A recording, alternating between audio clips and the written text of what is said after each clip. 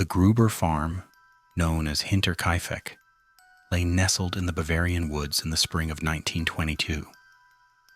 It was a place of quiet isolation, cut off by deep snow and winding paths. The family who lived there, Andreas Gruber, his wife Cecilia, their widowed daughter Victoria, and her 2 children, 7-year-old Cecilia and 2-year-old Joseph, went about their chores.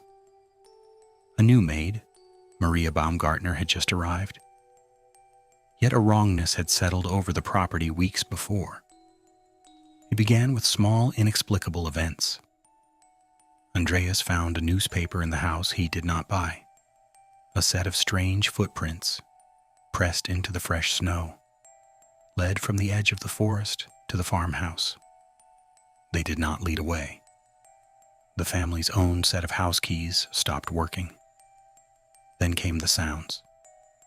At night, from the dark, boarded-up attic above their heads, the distinct creak of footsteps would echo. Andreas, convinced a trespasser was hiding, searched the cramped space with a lantern. He found nothing but dust and shadows. The atmosphere inside the farmhouse grew thick with a quiet dread. Whispers were exchanged over the dinner table. Doors were checked and rechecked. Every groan of the old timber structure made hearts jump. The 7-year-old, little Cecilia, told her teacher at school a secret that chilled the woman. She said she heard the footsteps in the attic at night. She was very afraid. This fear was a living thing in the house. It was the breath held when a floorboard popped. It was the glance upward at a ceiling that seemed to press down with a terrible weight. The family lived for days with this unseen presence, this listener in their walls. They were waiting for something or someone. They did not know that the waiting was almost over. The footsteps in the attic were not a prelude to a confrontation. They were a countdown. On March 31st, 1922, Good Friday, the dread that had whispered from the attic became real. The neighbor noticed no smoke from the chimney. No one tended the animals.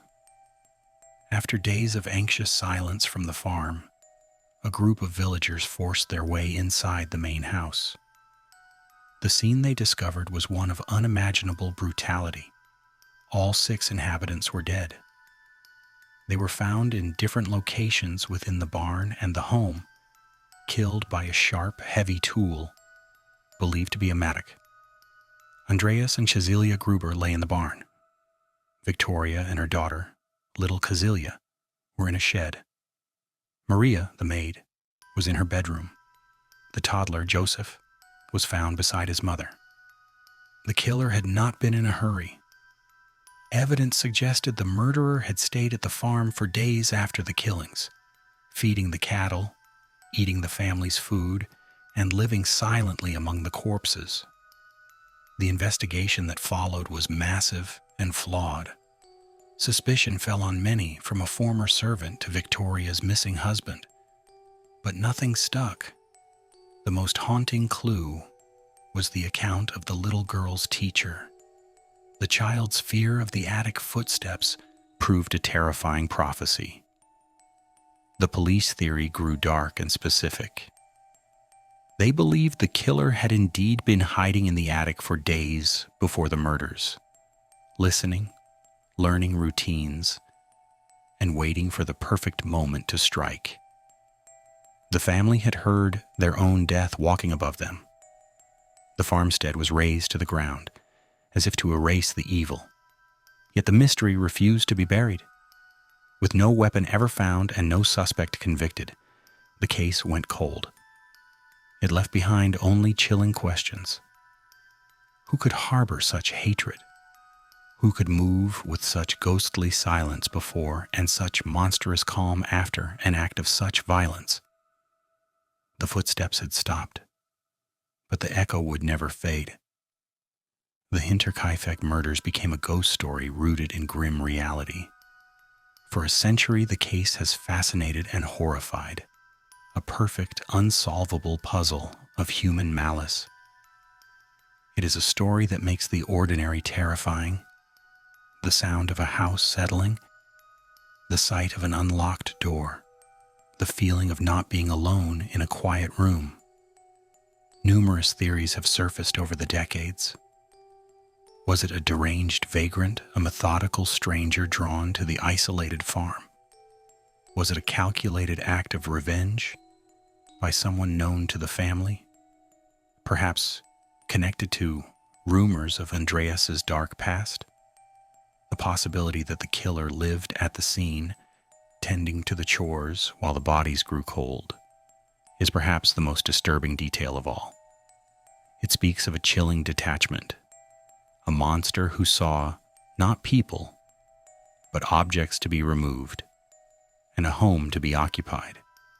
Today, only a small chapel and a memorial cross stand in the meadow where Hinterkaifeck once stood. The Bavarian woods are quiet, but the story persists because it taps into a fundamental fear: the violation of the home, the place meant to be safest. It was not a crime of passion committed in a flash, but a slow, deliberate unfolding. The horror was in the waiting, in the family's dawning realization that they were not imagining the threat. The monster was already inside.